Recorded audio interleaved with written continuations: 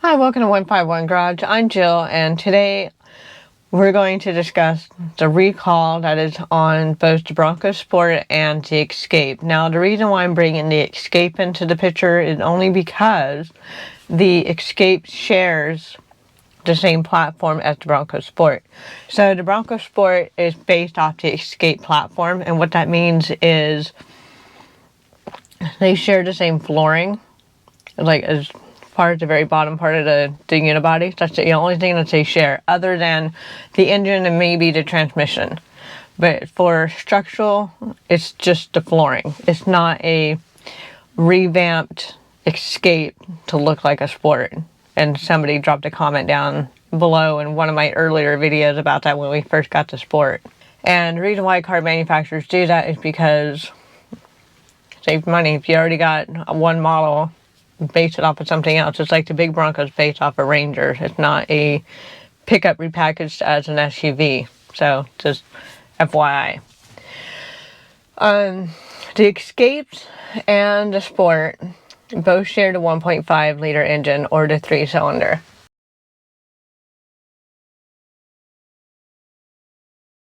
This is important because over 500,000 vehicles by Ford will be recalled. If you haven't heard about this yet, well, you heard it here. I'm sure you've probably seen some things pop up through like the Bronco Sport forum or Bronco Nation or, the Ford Authority pages. But this is going to be a safety related thing. Now, December 19th is, I think, the date that they're going to start sending out letters. That Ford is going to start sending out all these letters telling people, hey, your vehicle with the 1.5 liter is going to have to come into the shop for an inspection. So what the recall is for is there may be a crack in the fuel injector, and what that does, it will leak the fuel vapor, which is very flammable, into the engine, and if there's a hot spot in the engine, it can ignite. So the way an engine works is the combustible engine. We're not talking about diesels, but just a gas combustion is a fuel injector. What their job is to get the fuel from the line, and it atomizes the fuel into like an aerosol, like a spray paint, and it squirts it into the cylinder. And that mixes the air that's in the cylinder with the vapors of the fuel when the piston comes up. But when the piston comes up, it compresses the air. Your spark plug will heat up and, do a spark, causing the ignition of the vapor air mixture, therefore causing the piston to go up and down in the cylinder wall. Well, if there's any kind of friction, when you go like this, your hands get hot. If there's any kind of friction or contact between the piston among the cylinder wall or along the cylinder wall, it's going to create a hot spot. And if there's a hot spot and you have a fuel leak, you're probably going to end up with a fire. Now, Ford had not sent out any kind of warning of, hey, you just need to just park your car and not do anything with it. Just park it. They haven't done that yet. Subject to change. There has not been any reported fatalities as far as we know related to fires underneath the hood. There have been 4 injuries and 43 legal claims. I'm reading my notes, and the letters will be mailed out December 19th. That's also on my notes. I just had it scroll down too far up. If you smell odor, like a fuel odor in your car when you're driving, and you haven't been to the gas station for a while, I would take it into service. If you have a 1.5 engine and you have an oil change coming up, I would just leave it there and say, look, can you see if this has the recall and get the recall fixed, because I don't want to drive it if there's a problem with my car. Because if I had the 1.5 engine, I would be taking it over to Ford and be like, here's my keys, fix it, and I'll come back when it's done.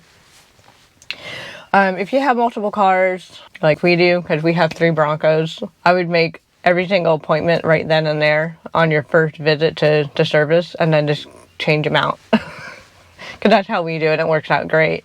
Because our dealership doesn't have a lot of loaners on hand.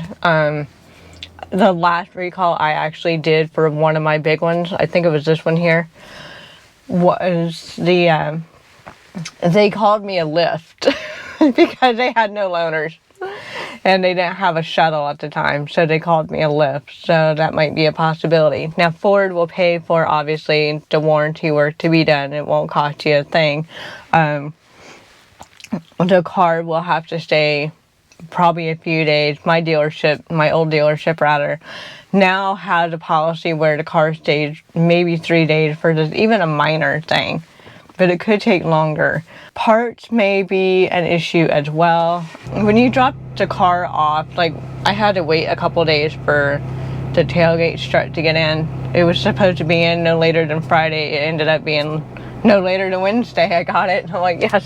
And I dropped it off Monday morning. So that was within the 2-3 day range. But yeah, just take in consideration that parts can be on back order because this is 500,000 cars, a little over 500,000 cars. There's going to be a lot of parts, so expect some problems. Expect a little bit of a delay. That's just normal. I don't know if the dealerships where you guys are at will have you just drop the car and leave it, or if they'll tell you to continuously drive it until they get the parts in.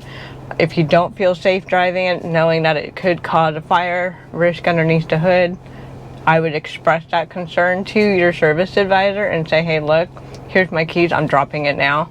And it can sit, but I need a rental or a loaner, I need some wheels. As always, I will link down below numerous sites where you can read the articles, for various sources. That way you are very well informed, because some sources will put a little bit more data in than the others. I only put the Consumer Report one on here because it gave me a very detailed body of what's going on, instead of me going through the entire article looking for all the little pieces I needed to give to you. So that does it today. Just remember, only the 1.5 liter engines are affected by this. So they're the 3 cylinders. If you have a Badlands Bronco Sport, that doesn't really pertain to you. But if you know somebody that has a 1.5 liter engine Escape or Bronco Sport, forward this video over to them and get it out there, okay? I will catch you on the next one. Bye.